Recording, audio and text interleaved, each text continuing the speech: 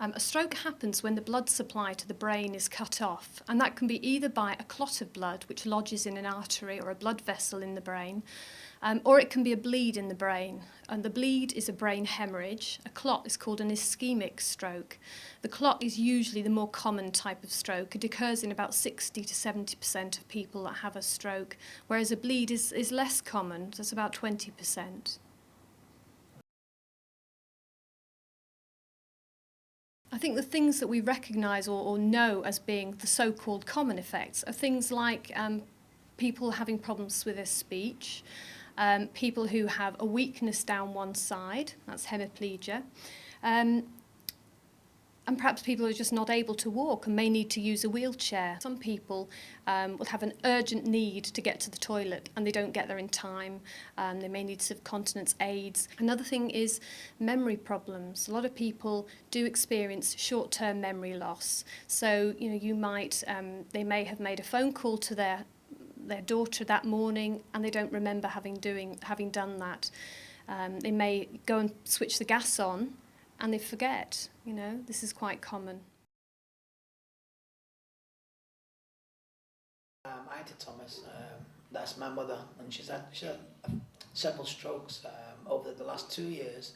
The first stroke was in January 2006, and she spent 2 weeks in the hospital because of a stroke, and she managed to come home. I think it was at the end of January she came home, and it took her a little bit of while to recover.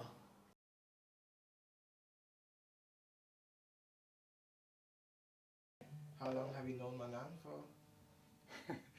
Oh, from many years before, well, just after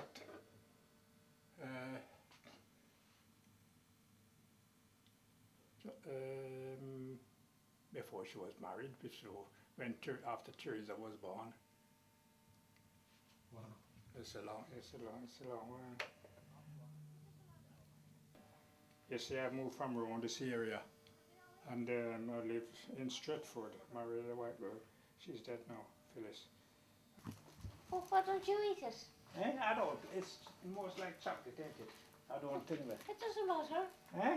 I don't like. I think it's chocolate. I don't like chocolate. It is. Yeah, but still. No, I don't like chocolate. No. No, I try to avoid anything chocolates. I don't go in for chocolate. I brought you in case you ever run out. You're a terrible person. Oh, look at them. Yeah. I know you like that. Oh yes, I love them. I lost Trocavita for ages, and then and it's when she went in hospital, Danny told me, because I think Hubert told Danny, and that was it. He said, I went to see her at the hospital. So since I kept coming on, bringing little things for her and visiting her again. And here is your letter. Oh yeah. Oh, thanks very much. Oh, isn't that lovely? Isn't that great? Yeah. No.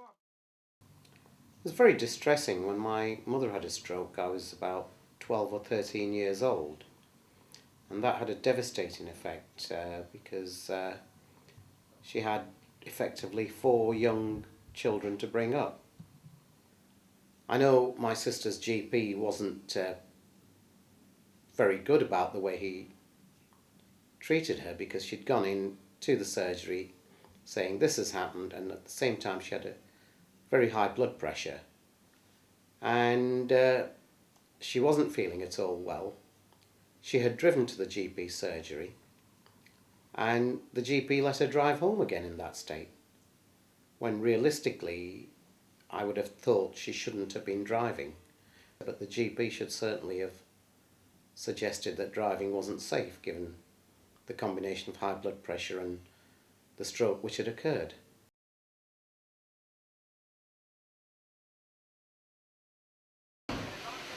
Good evening. How are we? Good evening, Tim. You okay, Tom? Yeah, I see you got your shorts on there. Still got them on, mate. Still fine. You got your shorts. Okay, good, good. Not too cold for you.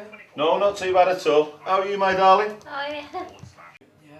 Very good. Some pictures there. Alright, they're alright, aren't they? That's Alan and I know this. Where's Russell Street? Russell Street. Yeah, in Where's that? 1967. That's the street we lived on, but that's gone long ago now. Ours have been not Alexandra Park. Yeah. You know, when you go around the Alexandra Yeah, Road. yeah. That's gone, but these are still there. But you can still see the things from there, aren't you? Yeah. Right, my young lady, tablet time. Yes, sir. You take all them for me. Yeah. I guess it's. Okay, and I'll take this out. Thanks. No problems. You're going to take them all for me, my darling? Just look, have you got them all here? Yeah, let's have a look. Can you see them? 1, 2, 3, 4, 5, 6, that's them. That is You right. take all them for me. Yeah, I wonder what I've got to take all these. Because they're going to make you better. Oh, I don't know about that. They will, honestly, they'll all help you. Really? Yeah, really. And I'll be back in the morning. Yeah. Have a good while now, haven't I? Eh? Do you think I've got to go? You're doing well, you're doing well. Yeah. Honestly, you're doing loads better than you were when I first started coming to you. Oh, I don't know that. Yeah. No, I'm talking You're remembering more things, aren't you? You remember me anyway, don't you? Yeah. How can you forget me? Now, on the eve of the 50th anniversary of the Munich air disaster. Well, we help them on a daily basis by going around. You know, we cook meals for her.